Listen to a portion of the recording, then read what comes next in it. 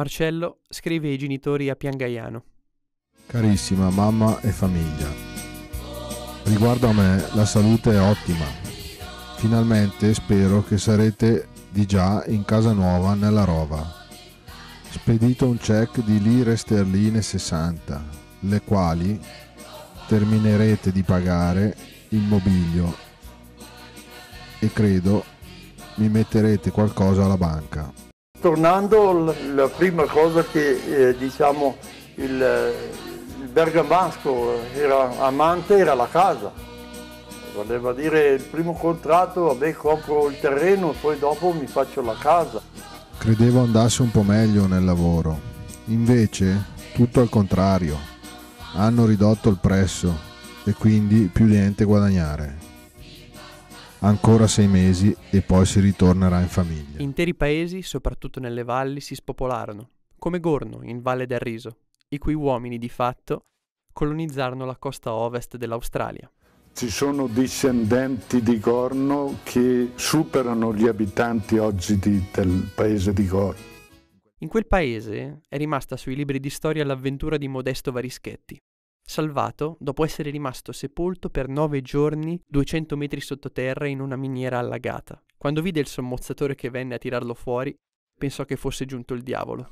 Era marzo del 1907, l'Australia è stata colpita da una specie di nubifragio, diciamo che il tifone o ciclone invece di andare verso l'Asia è andato verso l'Australia, per cui piogge torrenziali, l'acqua di colpo, un fiume d'acqua nella miniera e ha allagato tutto. C'erano un 160 minatori, sono riusciti tutti a uscire meno che lui. Nei livelli alti non erano allagati, hanno cominciato a entrare a vedere, a fare discaggio, cioè a togliere le rocce pericolanti perché lo spostamento d'aria aveva creato dei problemi. Nel far cadere una di queste rocce, sentono sotto, pom, pom, pom.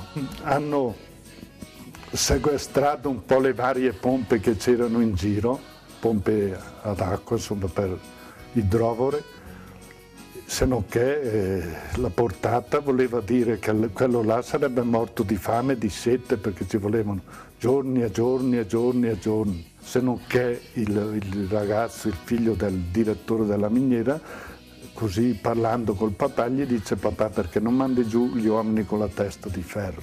No.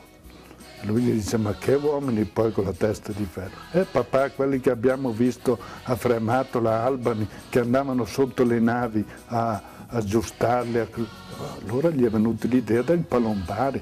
Comunque arrivati tutta l'attrezzatura, hanno cominciato a mandare giù i palombari, i primi tentativi non sono riusciti, finché uno è riuscito a raggiungere. Teniamo presente che il palombare deve tirare dietro i tubi dell'aria, le corde di guida, le corde di soccorso di ala 4, in più nella miniera aveva portato giù porcheria, detriti, travi, e comunque alla fine è riuscito a raggiungere sto Charlie, tant'è che la prima volta che l'ha visto salire, eccetera, che ha visto l'acqua limacciosa illuminarsi perché aveva la pila, lui ha pensato che fosse il diavolo, no?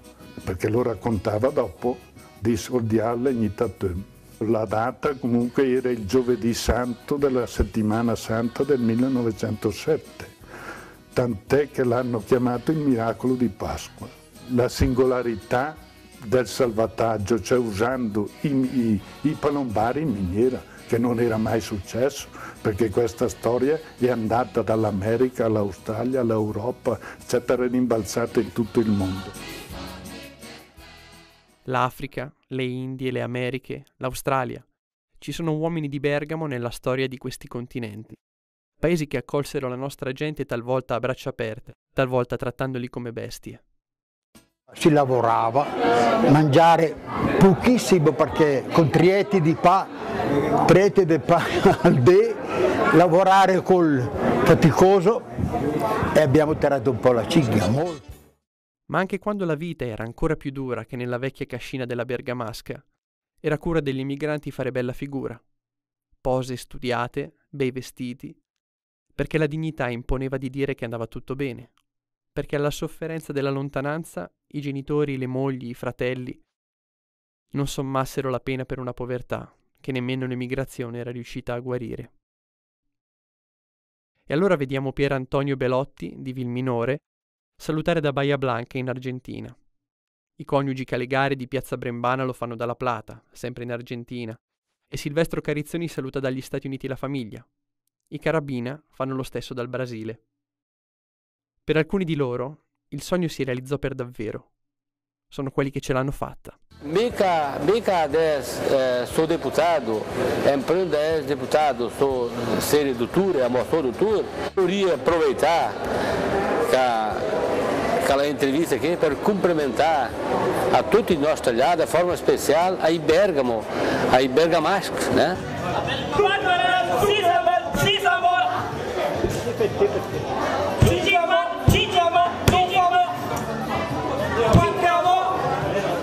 Allora mandare un basia, tutti voti, un grande abraço e di favore che vi aspetto che trovare il Brasile, con certeza, che se come me mi piace tanto dall'Italia, da oltre lì, con certeza che oltre anche va via piacere tanto daqui del Brasile, specialmente da Santa Catarina. Sono direttore di un stabilimento, abbiamo una 50 di operai e sono rispondi, facciamo della meccanica, saldatura, lavoriamo per la Svizzera, la Germania e anche la Francia. Mi parlo bergamasco perché mia mamma era da Bergamo, era Ugliari e mio papà era da Belluno.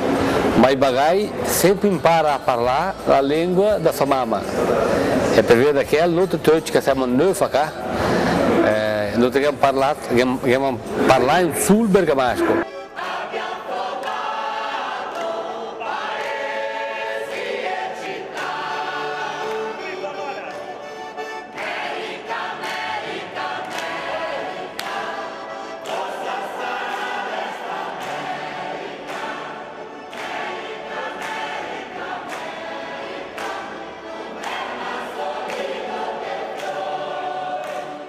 I bergamaschi sono molto ben integrati nel nostro paese, là-bas in Francia, a Arboin, nel paese di Montbéliard, sono tanti bergamaschi. Di mente che non sapevo dove andare, il mondo era grande, siamo sempre stati lì in valle, sulla zona della Bergamasca. Andando via mi è sembrato un mondo grande. E lasciare a casa la famiglia, la moglie e lavorare il terreno ancora per avere un tetto in cui viverci, perché erano gente che lavoravano per i padroni.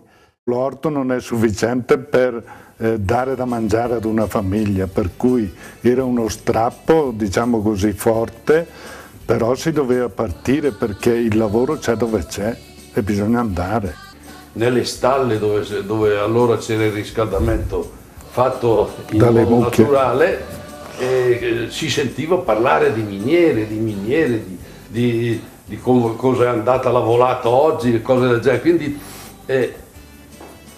finivi per dire che dovrò fare il minatore. Tutta la vita in India era dura perché i contratti erano da 2 anni e mezzo a 3 anni, in Francia, o Germania, o Olanda e così via. Era dura sempre lasciare la casa, però o a Natale o a Pasqua, una volta almeno all'anno venivano a casa. Ma toccava spellare il nome, cioè spellare il nome, no, perché dovevano fare spelling per dire di preciso come si chiamassero. C'est les 50 anni che sono in Francia, ma mio padre e la mia madre parlano sempre il bergamasco. Per me parla più facilmente il bergamasco che l'italiano. Parla mia troppo bene, ma capisce tutto il bergamasco. Una mattina, questo era l'inizio dei giorni del suo lavoro, scese in miniera e naturalmente questo successe in India e salutò, i neri lo salutavano, no? Praticamente gli indiani lo salutavano. Salam, salam, salam, congiungendo le mani. Lui sa, prima volta salam, bergamasco si sa salam cosa vuol dire, non fare sei proprio un salam. Alla seconda volta ancora, ma dice, ma devo proprio aver fatto tanta strada, dice, per arrivare al punto di essere chiamato un salame. A un certo punto, la terza volta non resistette alla tentazione e lì giù botte dell'orbo. Però poverino lui non intendeva dare botte nel senso cattivo, ma dice, ma non sarò mica un salame proprio. Ho fatto il passo dal San Bernardo, ma eravamo tutti accordati a mano. Era dura, zaino, la valigia con dentro i ferri del lavoro, è stata dura. Si lasciavano prendere la febbre dell'oro, si guadagnavano un po' di soldi, no? Si prendevano un po' di dinamite, un po' di ferri, un po' di attrezzatura, eccetera, e andavano a prospettare, loro chiamavano, prospettando il deserto. Prospettare, però cosa succedeva? Si pulivano il portafoglio di soldi senza aver trovato niente, ritornavano, andavano a fare i lavori più pericolosi, più nocivi, eccetera, dove c'era più polvere, dove c'era più pericolo, si riempivano i polmoni di polvere, di silicosi, e poi tornavano finché arrivava il tempo in cui non avevano più la forza, per cui rimanevano senza soldi e senza salute. Rimanevano là e non tornavano più.